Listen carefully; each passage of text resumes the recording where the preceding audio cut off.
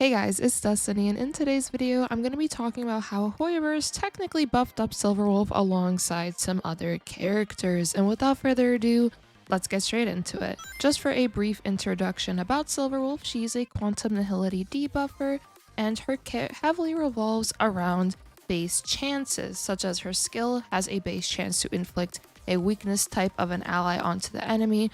Her bugs have a base chance to be inflicted onto the enemy, which can consist of lowering their speed, defense, attack, and so on. She also has a base chance to have a defense reduction onto the enemy through her ultimate. As a result, her kit relies heavily on effect hit rate to ensure that she can actually land these debuffs, which I will explain effect hit rate a little more in depth very shortly. Enemy resistances, though, from 1.0 to 1.1 dropped from 50 to seemingly 40 for the boss enemies, from what it seems through the patch notes and other things of this sort.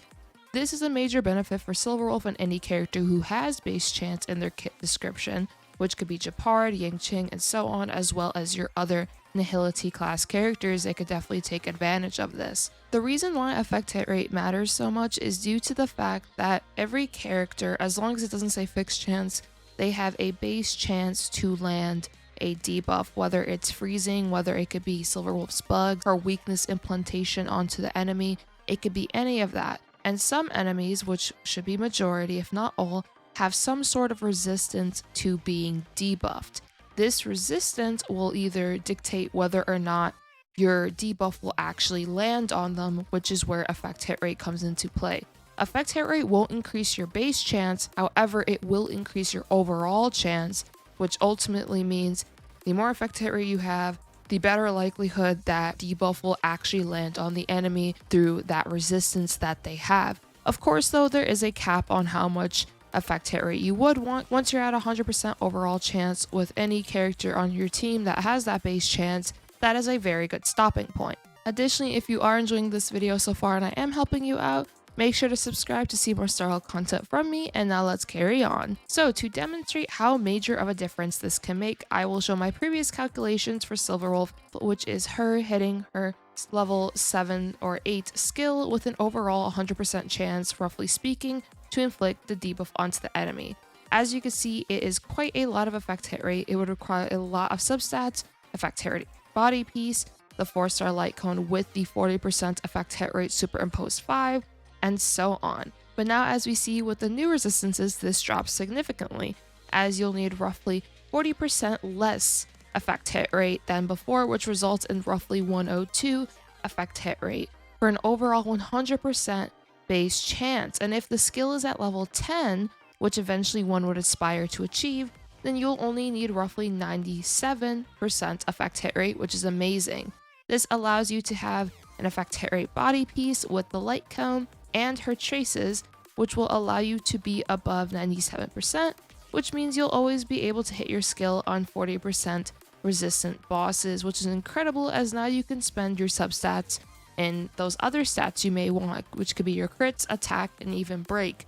The reason why this is so good is because now Silverwolf can definitely become way more of a hybrid character. I personally already think she's a hybrid character, as in Silverwolf personally can definitely do some forms of damage. However, them basically reducing the resistances, even though it's only seemingly by 10%, that makes a huge difference, because if you need 40% less effect hit rate, roughly speaking, from that skill, as I mentioned, level 7, level 8, both of them are relatively the same. It's either a 81 or an 82 base chance, roughly speaking, then that 40% less effect hit rate will go into play, because that resistance makes such a difference in how much you need for a 100% overall chance.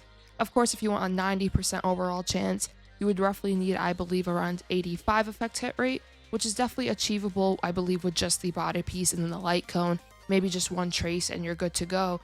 So this is definitely major, especially for a character like Silverwolf, who just came out, which a lot of people did worry, how much effect hit rate does she need?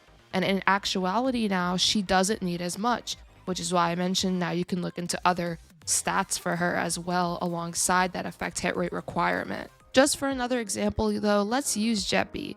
With a 65 base chance to freeze, of course if he gets 8 on 1, it'll be 100%, But for this example, let's use 65 base chance. Against a 40% resistant enemy boss, he needs 83% effect hit rate in order to freeze them 70% of the time, in comparison to my previous calculation, which is 116 effect hit rate to hit 70% of the time, where he needed much more, which once again makes a major difference because now you can build more into possible defense substats for Gepard, which is always beneficial.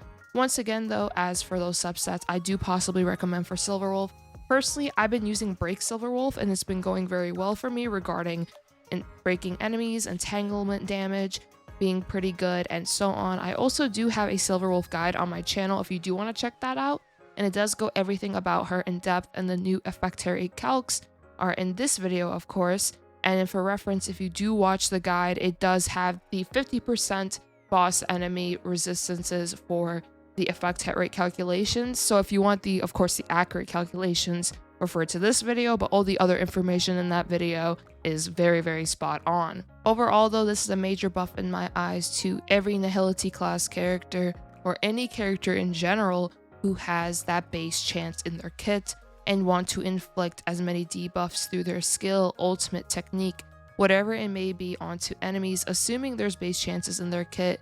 And I do believe this will possibly also assist Kafka in the future once we get her, and as a result, possibly make her even stronger on release.